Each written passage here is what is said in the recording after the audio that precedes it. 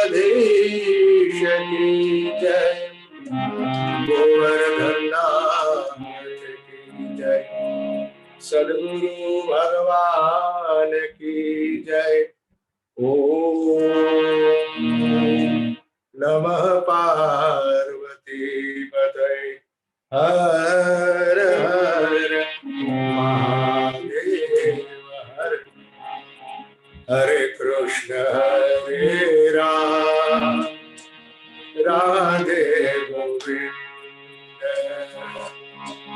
हरे कृष्ण हरे राम राधे गोविंद, हरे कृष्ण हरे राम राधे गोविंद, हरे कृष्ण हरे राम राधे गोविंद, हरे कृष्ण हरे राम राधे गोविंद, हरे कृष्ण हरे राम राधे गोविंद, हरे कृष्ण हरे राम राधे गोविंद, हरे कृष्ण हरे राम राधे गोविंद, हरे कृष्ण हरे राम राधे गोविंद, हरे कृष्ण हरे राम राधे गोविंद, हरे कृष्ण हरे राम राधे गोविंद, हरे कृष्ण हरे राम राधे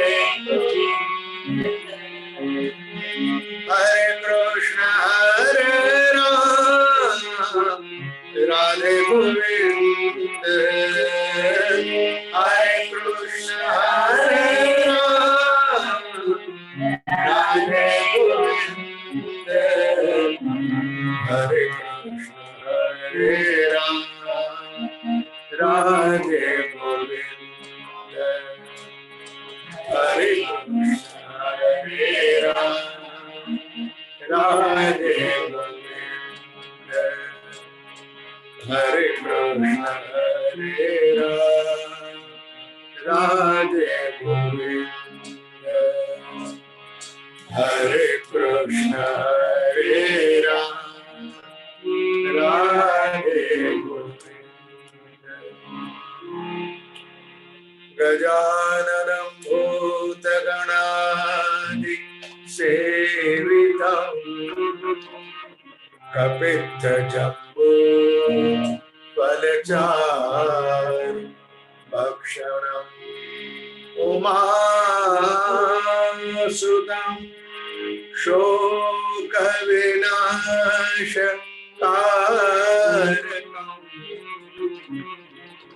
नमामि विघ्नेश्वर पादपङ्कजम्। नमोऽस्तनन्ताय सहस्रमूर्तये सहस्रपादाक्षिशिरोरुबाहवे सहस्रनाम्ने पुरुषाय शाश्वते सहस्रकोटि युगधारिणे नमः। गुरुर्ब्रह्मा गुरुर्विष्णु गुरुर्देवो महेश्वरः, गुरुः साक्षात् परं ब्रह्म तस्मै श्री गुरवे नमः। श्री द्वारिकाधीश की जय, करारविंदे नमदारविंदम्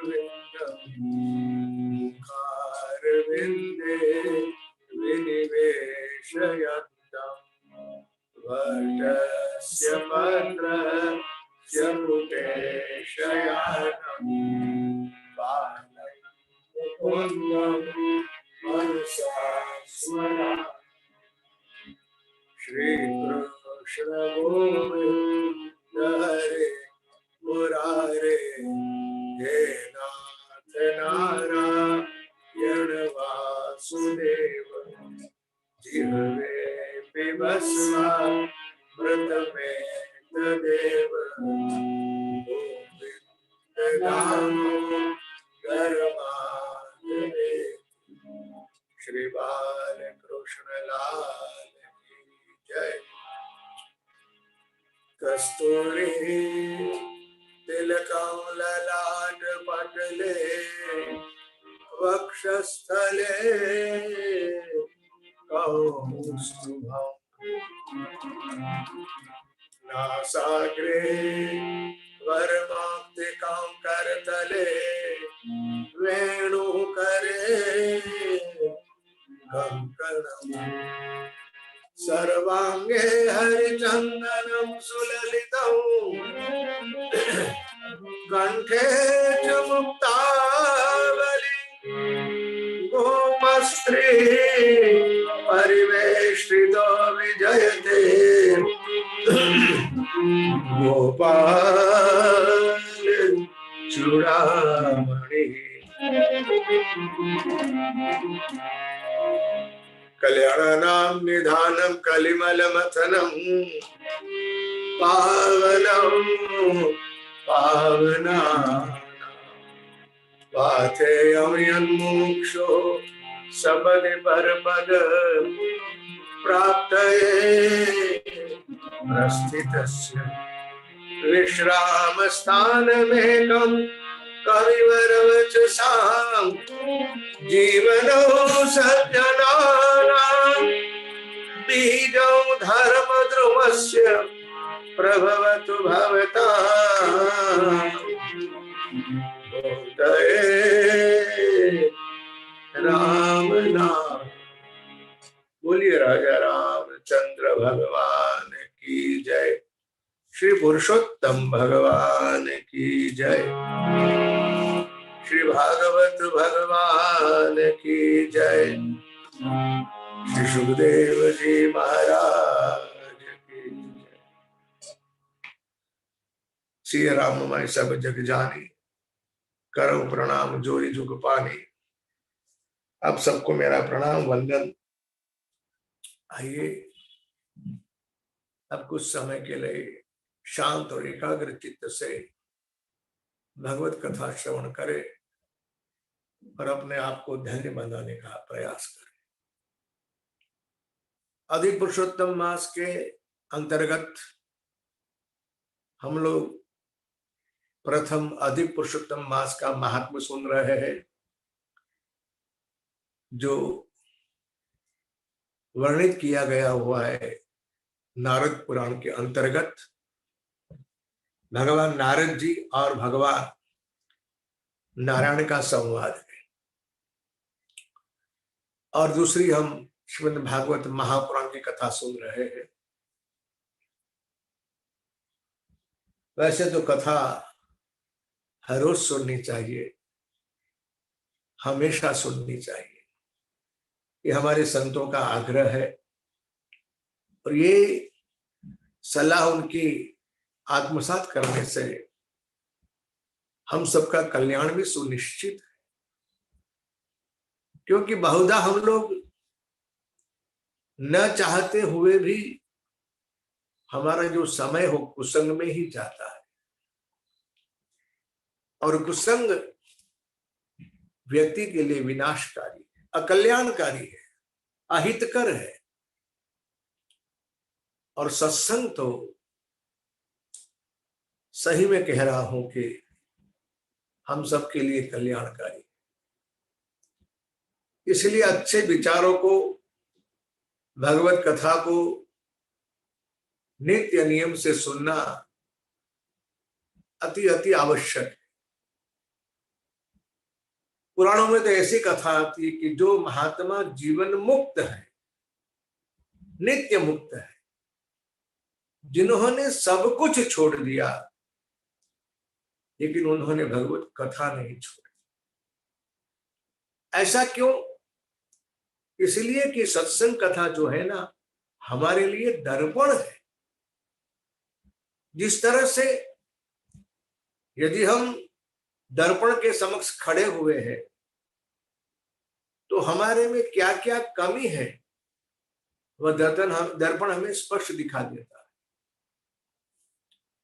ठीक वैसे ही हमारे जीवन में क्या क्या कमी है, क्या दोष है, हम कहाँ कितनी कौन सी छोटी बड़ी भूल कर रहे हैं, इसका ज्ञान हमें सत्संग रूपी दर्पण से प्राप्त होता है।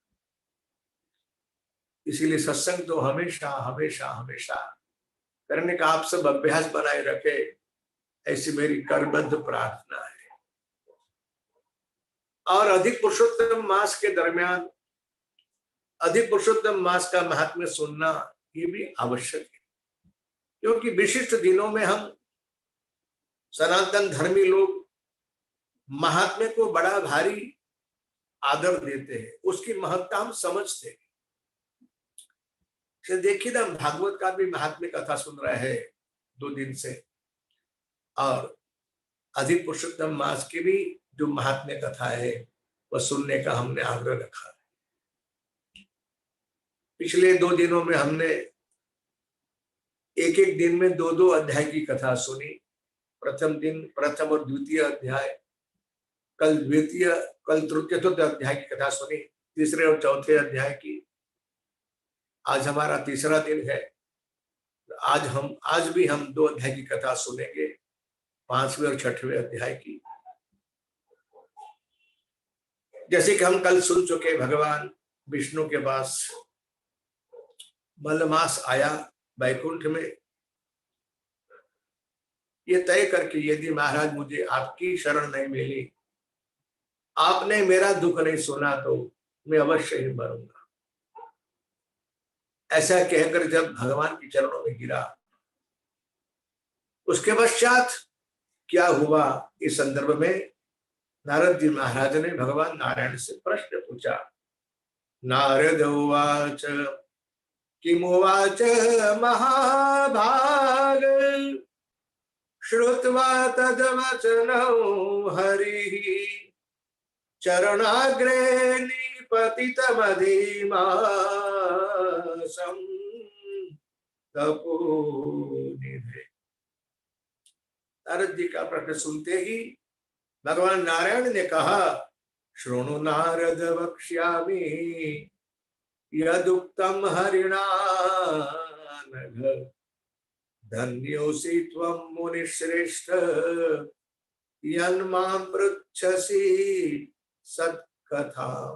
नारद आप धन्य हो, आप मुझसे भगवान की कथा के बारे में प्रश्न पूछ रहे हैं। जिस किसी व्यक्ति को भगवत कथा के संदर्भ में जिज्ञासा हो, प्रश्न हो, वह व्यक्ति धन्य है। हम सुन चुके कल परसों कि जो कथा सुत पुराणी जी नैमिषारण्य में सुना रहे हैं शौनक आदि ऋषियों को, वह संदर्भ है विशाला क्षेत्र में बद्रिकाश्रम में जो कथा सुना रहा है भगवान नारायण ऋषि नारद जी को। अब तीसरा संवाद कल हमने शुरू किया, वह संवाद यह है कि भगवान कृष्ण और पांडवों के बीच कौरवों से पराजित होकर 12 वर्ष की वन यात्रा, 1 वर्ष का गुप्तवास किया, शर्त लेकर वे निकल चुके हैं और काम्यक वन में आए हुए। भगवान श्री कृष्ण द्वारिकाधीश वासुदेव श्री कृष्ण अपने भक्तों को, पांडवों को मिलने के लिए भगवान स्वयं वन में पधारते। देखिए भगवान की भक्तवत्सलता है, ये भगवान की कृपालुता है। याद रखना, जब जब भक्त दुखी होता है, चिंतित होता है, मेरे प्रभु बहुत कृपालु है, दीन बंधु है, दयालु। बुलाने पे तो आते ही है, लेकिन कभी कभी भक्तों के पास भगवान बगैर बुलाए भी पहुंच जाते हैं उनका कष्ट दूर करने के लिए। ठीक वैसे ही हमारे भगवान वासुदेव श्री कृष्ण पांडवों के पास काम्यक वन में आए और भगवान श्री कृष्ण स्वयं पांडवों से ये कथा सुना रहे, यानी तीसरा संवाद।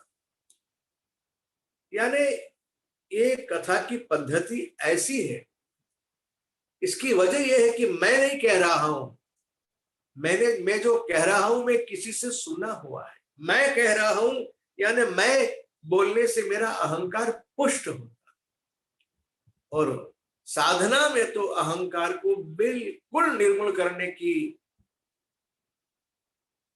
जरूर है, आवश्यकता है। साधक का, संत का, भक्त का, वैष्णव का यदि सबसे बड़ा कोई शत्रु है तो अहंकार। हम सबके दो ही शत्रु है, अहंता और ममता। ममता और अहंता दोनों का त्याग करना हमारे लिए बहुत आवश्यक है। मैं आपसे बार बार विनती करूंगा कि हम सब ऐसा प्रयास करें कि हमारी अहंता और ममता दोनों निर्मूल हो। तो ये कथा भगवान श्री कृष्ण अपने लाडले भक्तों को, पांडवों को सुना रहे हैं। तीसरा संवाद हुआ। अब क्या हुआ सुनिए आप। जब भगवान विष्णु के पास, विष्णु लोक में, वैकुंठ में मलमास प्रभु से कहते हुए, विनती करते हुए चरणों में गिरा, तब भगवान ने कहा आप चिंता मत करो, आपके दुख के नाश का उपाय कठिन होते हुए भी मैं अवश्य प्रयास करूंगा, क्योंकि आपका कोई स्वामी नहीं है, इसीलिए थोड़ा काम आपका कठिन है, फिर भी मैं आपके दुख के नाश का उपाय अवश्य करूंगा। आप चलो मेरे साथ में। और भगवान विष्णु उस मल मास को अपने साथ लेकर गोलोक धाम में पधारते। देखिए ये सारी कथाएं ऐसी विलक्षण है कि कभी कभार हमारे मन में द्विधा हो जाती है, संशय हो जाता है, लेकिन इसी विचार को स्पष्ट करने के लिए ही एक कथा है।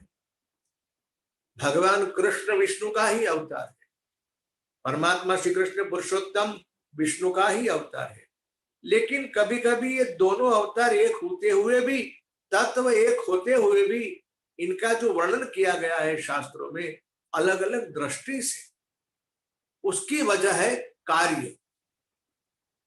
जैसे हमारे जीवन में एक व्यक्ति है, अपनी ही बात कर सकते हो, तो हम घर में है तो पिता भी है, पुत्र भी है, पति भी है, भाई भी है, ये सारे नाते हम घर में लेकर बैठे हुए हैं। किंतु यदि बाहर गए तो, यदि कोई व्यक्ति कोर्ट का जज है तो बाहर गया तो उसकी पहचान जज के रूप में भी होती है। वो व्यक्ति जज के रूप में होते हुए भी पिता भी है, पुत्र भी है, पति भी है, भाई भी है, चाचा भतीजा, मामा भांजा, सब कुछ है।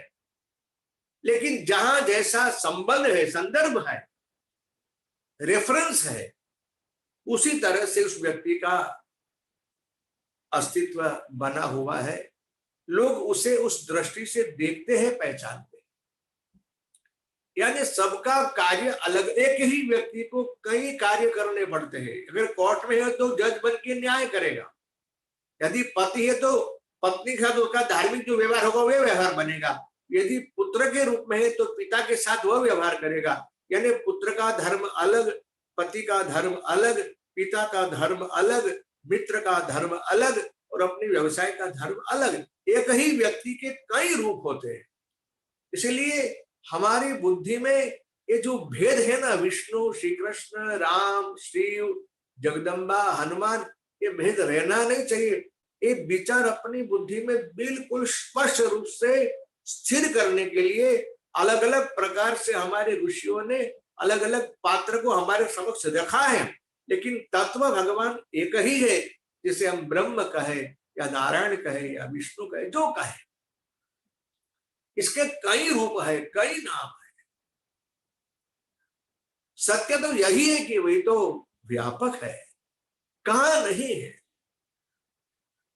इस तरह से भगवान विष्णु वैकुंठ में से उस मलमास को अपने साथ लेकर गोलोक धाम में आते हैं। अब गोलोक धाम का वर्णन किया हुआ है इस अध्याय में। गोलोक धाम का विस्तार 3 करोड़ योजन का है, सबसे ऊपर है। दाई बाई और नीचे 50 करोड़ योजन के अंतर में शिवलोक है और वैकुंठ लोक है, यानी सबसे ऊपर गोलोक धाम। गोलोक धाम का विस्तार है 3 करोड़ योजन का, उसके नीचे 50 करोड़ योजन के अंतर में दाई बाई और शिवलोक यानी कैलाश और विष्णुलोक यानी वैकुंठ, उसका विस्तार है 1-1 करोड़ योजन का। सब बातें सुन के रखिए, क्योंकि हमको रस तभी आएगा जब कथा में ऐसा कुछ वर्णन आएगा। मैं तो आपसे बहुत कम वर्णन कर रहा हूं, क्योंकि अब क्या कहूं मैं, उसकी वजह मैं नहीं कह सकता। लेकिन फिर भी जब भगवान विष्णु अपने भक्त के साथ गोलोक धाम में पहुंचे तो वहां मंडलाकार गोलोक धाम का इतना सुंदर वर्णन किया हुआ है। पूरा का पूरा गोलोक धाम ज्योतिर्रूप है। वहां के अधिष्ठाता है भगवान श्री कृष्ण, भगवान पुरुषोत्तम, जिनकी आयु हमेशा हमेशा के लिए 8 वर्ष की रहती। गोपियों के वृंद के बीच में भगवान हमेशा विराजमान रहते। भगवान पुरुषोत्तम ने, भगवान श्री कृष्ण ने अपने योग बल से अपने गोलोक धाम को धारण किया हुआ है। जो परम वैष्णव है, परम भागवत है, वही लोग वहां जाते हैं। वैकुंठ लोक में सारे के सारे लोग चतुर्भुज रूप है और पीले पीतांबर पहने हुए हैं, सबके हाथ में शंख चक्र गदा पद्म। वैकुंठ में सारे के सारे लोग विष्णु के समान है। हमारे यहाँ मुक्ति का 4 प्रकार कहा है ना, उसमें मुक्ति भी है सारूप्य मुक्ति, यानी हर एक व्यक्ति भगवान विष्णु जैसा हो। ठीक वैसे ही कैलाश में यानी शिवलोक में हर एक व्यक्ति जो वहां जाता है वो भगवान शंकर जैसा होता है। मस्तक पे जटा, जटा में गंगा, श्री शरीर के ऊपर भस्म, नाग की माला वगैरह, जो स्वरूप जो वेशभूषा भगवान शिव जी के, वही वेशभूषा जो लोग कैलाश में जाते हैं, शिवलोक में जाते हैं, उनकी भी यही वेशभूषा होती है। इस तरह से गोलोक धाम के नीचे 50 करोड़ योजन के दूरी के ऊपर एक और दाईं बाईं ओर विष्णु लोक यानी वैकुंठ, एक और भगवान शिव का लोक। और ये जो ये गोलोक धाम है वह भगवान का परम धाम है। इसकी इतनी सुंदर शोभा है जिसकी कोई वर्णन हम जीवहा से कर सकते नहीं। भगवान विष्णु के साथ मलमास उनके पीछे पीछे, क्योंकि गोलोक धाम की ज्योति इतनी प्रकाशित थी, उनका इतना तेज था, सबके बीच में भगवान पुरुषोत्तम का मंदिर है, स्थान है, निवास स्थान है। हम अपनी आंखों से उस स्वरूप को देख सकते हैं। ये भी बात याद रखना, भगवान के दर्शन के लिए करने की हमारी इस जन्म चक्षु में ताकत ही नहीं। आपको तो याद है, गीता में सुना होगा आपने, भगवान श्री कृष्ण और अर्जुन जी कितने वर्षों तक साथ में रहे, लेकिन फिर भी अर्जुन जी महाराज भगवान का असली दर्शन कर पाए नहीं। प्रभु ने कहा तू मेरा स्वरूप देख ले, मैं तुझे दृष्टि देता हूं, दिव्यम ददामि ते चक्षु पश्य में योगमेश्वरम। भगवान ने जब दिव्य चक्षु दी, दिव्य दृष्टि दी, तब अर्जुन जी महाराज भगवान परमात्मा श्री कृष्ण के विराट स्वरूप का दर्शन कर सके। और 11वें अध्याय में भगवान अर्जुन जी की जो स्तुति करते, कितनी सुंदर स्तुति। मेरा कहने का सुर यह है कि भगवान के धाम का और भगवान के स्वरूप का दर्शन करने की हम सब में, हमारी आंखों में शक्ति नहीं है। ये तब तक संभव नहीं जब तक प्रभु कृपा करके हमें दिव्य चक्षु या दिव्य दृष्टि न दे।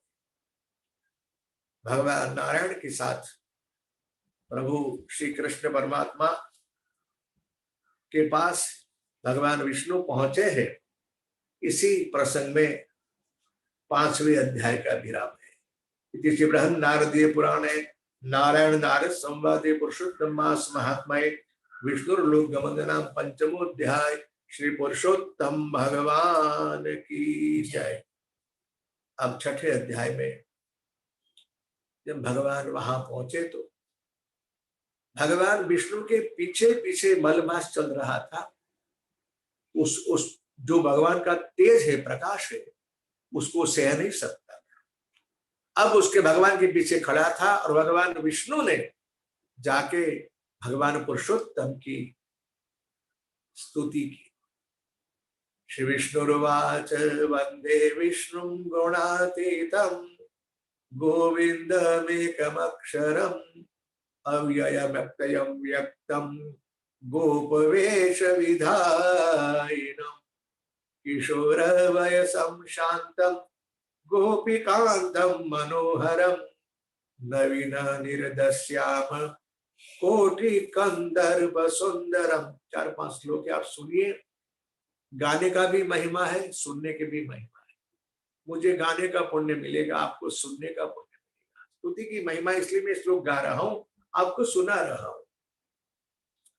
वृंदावन राम दमयन्ते रास मंडल संस्थितम लसत पीठ पटम सौम्यम त्रिभंग ललिताकृतिम राशेश्वर रासवासम रासालालसत मुस्कुटम द्विभुजम मुरली हस्तम पीतवास समच्युतम एवं मुक्त्वा तनं नत्वा सिंहासन सनेवरे पार्षदै सत्कृतो विष्णु सौवाच तदाज्ञया। भगवान विष्णु ने भगवान पुरुषोत्तम की, भगवान श्री कृष्ण की बड़ी सुंदर स्तुति की। उसके बाद स्तुति का महिमा है उसका वर्णन किया हुआ है। जो कोई व्यक्ति इस स्तुति का पाठ करेगा उसके पाप का नाश होगा। खराब स्वप्न आया है तो उसका फल अच्छा मिलेगा। इस तरह से उसकी अपकीर्ति हुई तो अपकीर्ति का नाश होगा, यश की प्राप्ति होगी, भक्ति की पुष्टि होगी। भगवान ने जब स्तुति की, भगवान विष्णु ने पुरुषोत्तम भगवान गोलोकवासी उसके अधिष्ठाता भगवान पुरुषोत्तम की, श्री कृष्ण की, तब भगवान पुरुषोत्तम के इशारे से वहां के जो सेवक थे उस सेवकों ने भगवान विष्णु के लिए आसन वगैरह की व्यवस्था की और भगवान वहां विराजमान। अब भगवान पुरुषोत्तम ने पूछा कि महाराज ये आपके साथ कौन है? इसकी आंखों में आंसू क्यों है? उसके चेहरे पे विषाद क्यों है? यह तो गोलोक धाम है, यहाँ दुख का लेश मात्र नाम निशान नहीं। न वृद्धावस्था, न शोक, न दुख, तन मन का दुख तो यहाँ प्रविष्ट हो सकता ही नहीं। और यहाँ आकर भी इतना दुखी है, क्या वजह है, क्या कारण है? तब परमात्मा विष्णु ने कहा कि प्रभु आपने अच्छा प्रश्न पूछा। इसका नाम है मलमास। हरेक के स्वामी होते हुए भी इसका कोई स्वामी नहीं है। ये भगवान सूर्य राशि संक्रमण जो करते हैं, 1 महीने 2 महीने तक इसका संक्रमण होता है इस भगवान सूर्य का। इसलिए लोगों ने इसको मल मास कहकर इसका त्याग किया है। स्नान, दान, ध्यान, पूजा सब सत्कर्मों का लोगों ने त्याग कर दिया है, बड़ा तिरस्कृत हुआ है। इसलिए हे प्रभु ये बड़ा दुखी है। वो मेरे पास आया तो मैंने कहा चलो आपका दुख दूर करने के लिए मैं आपको भगवान पुरुषोत्तम के पास ले जाता हूं, क्योंकि आप ही उसका कल्याण करने के लिए, दुख दूर करने के लिए सक्षम हो। इसलिए ये स्वामी रहित है, बड़ा दुखी है, समाज में, संसार में सबसे तिरस्कृत हुआ है। इसीलिए इसके उद्धार के लिए इसका हाथ पकड़कर मैं इसे आपके पास लेकर आया। बस मुझे जो कुछ कहना था मैंने आपको कह दिया, अब मैं क्या कहूं। आप अंतर्यामी हो, आप सब कुछ जानते हो, मेरा विश्वास है कि आप इसका दुख दूर करेंगे। इस तरह से भगवान विष्णु ने जो भगवान पुरुषोत्तम से कहना था कह दिया और भगवान मौन हो गए। इसी प्रसंग में 6वें अध्याय का विराम है। श्री बृहद नारदीय पुराणे पुरुषोत्तम मास महात्मय श्री नारायण नारद संवादे पुरुषोत्तम विज्ञप्ति नाम 6ठों श्री पुरुषोत्तम भगवान की जय। अब भगवान पुरुषोत्तम उसका उद्धार कैसे करते हैं उसकी चर्चा आगे के अध्याय में आएगी। हम तब